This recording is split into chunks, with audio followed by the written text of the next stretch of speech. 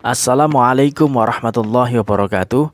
Bismillah walhamdulillah wa ba'du. Sahabat santri RB, kali ini saya akan membahas tentang yang tertulis di dalam buku ini. Yang kemarin juga sudah saya tunjukkan bukunya. Ini buku tajwid, pelajaran tajwid praktis dan ringkas. Nah, kali ini yang akan saya bahas yaitu tentang bagaimana cara membaca akhir surat Al-Anfal, ya, akhir surat Al-Anfal yang dilanjutkan dengan awal surat At-Taubah. Nah, yang sebagaimana kita ketahui surat At-Taubah adalah surat yang tidak di awalnya itu tidak dibaca basmalah atau tanpa basmalah, atau mengawali surat tersebut haram hukumnya dengan membaca basmalah karena memang tertulis di Al-Quran tidak ada basmalahnya.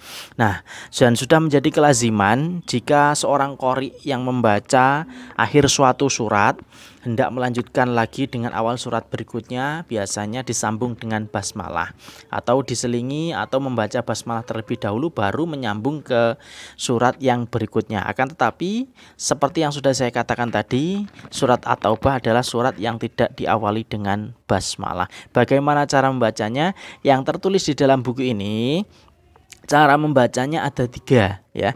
Cara membacanya ada tiga. Nanti silahkan dilihat, saya tempelkan di samping. Silahkan dilihat, itu cara membacanya ada tiga. Yang pertama yaitu wasol. Wasol itu artinya apa? Ya, wasol artinya terus. Nah, maksudnya terus itu apa? Menyambung akhir surat Al-Anfal dengan awal surat At-Taubah tanpa berhenti dan tanpa mengambil nafas, ya. Jadi dibaca wasol, dibaca terus akhir surat Al-Anfal yang disambung dengan surat At-Taubah tanpa mengambil nafas. Contohnya di situ ditulis innallaha bikulli syai'in alimum bara'atum minallahi wa rasulihi. Nah, seperti itu. Jadi langsung dibaca tanpa mengambil nafas karena akhir surat Al-Anfal itu tulisannya alimun, ya, alimun, kemudian awal surat At-Taubah baro'atun. Jadi munnya itu dibaca iklab karena masuk ke huruf ba-nya. Alimum baro'atum. Nah, seperti itu, ya. Jadi innallaha bikulli syai'in alimum baro'atum minallahi wa rasulihi ila akhir ayat. Nah, seperti itu. Kemudian cara membaca yang kedua yaitu dibaca waqaf. Waqaf artinya berhenti. Nah, waqaf artinya berhenti. Nah, di sini dikasih pengertian yaitu menghentikan bacaan pada akhir surat Al-Anfal, kemudian mengambil nafas, baru melanjutkan kembali bacaan pada awal surat At-Taubah. Nah, ini karena dia membacanya dari surat Al-Anfalnya kemudian nyambung ke surat At-Taubah, jadi tidak perlu membaca ta'awudnya yang a'udzubillahi minan nari wa min syarril kuffari wa min ghadabil jabbaril izzatu lillahi walir rasuli walil mu'minin. Jadi itu tidak perlu. Akan tetapi kalaupun langsung membaca surat At-Taubah yang menyambung dari surat Al-Anfal, jadi tidak perlu membaca ta'awudnya, langsung dibaca walaupun sebelumnya memutus atau membaca waqaf pada surat Al-Anfal di akhirnya.